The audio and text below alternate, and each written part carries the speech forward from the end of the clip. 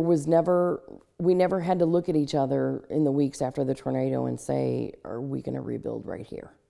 It was not a question. I mean, we didn't have to discuss it. It just was happening. That was the plan. That is the plan, and that's where we are, you know. I mean, obviously, I would like to say we're 100% rebuilt. That would always be, you know, the greatest thing to say. But I think first and foremost is how far we really have gotten in the rebuild process.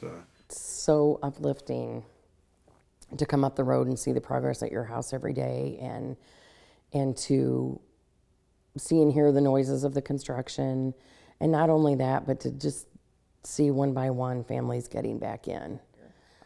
I think a lot of us have safe rooms and storm shelters.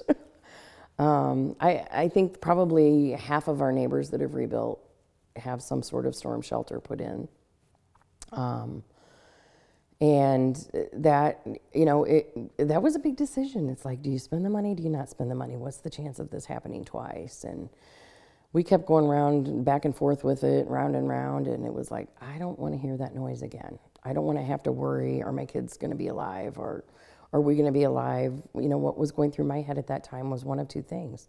Are we going to be sucked out during this noise, or is it going to cave in on us? And I truly didn't know which was going to happen. And I remember thinking next year at this time, everything will be normal again. Whatever the new normal was going to be, you know, everybody will be home. And here we are, not home a year later. Close, but it's been a tough year. I mean, you know, I still go to grab something. You're cooking and you go to grab something and you're like, I don't have that. Or you think, I'm going to wear this. I don't have that. Or wear those shoes. I don't have that.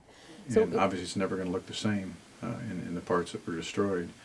But then on the other hand, it looks great because of all the new colors and siding and roof colors and the brick and stone and things that weren't prevalent before, the styles of homes.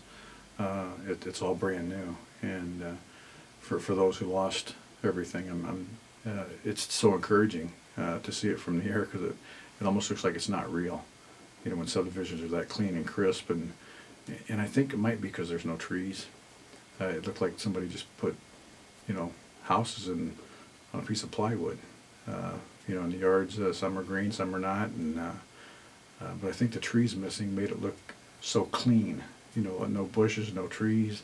It just looked really crisp. All of us in Washington could ever begin to pay it back, but I hope there's a ton of us who will give it an effort. I think Washington Strong will be in our vocabulary forever. I think it will never, what has happened will never be forgotten. I mean, I think for generations, our kids, our grandkids will read about it. Washington Strong means something to them.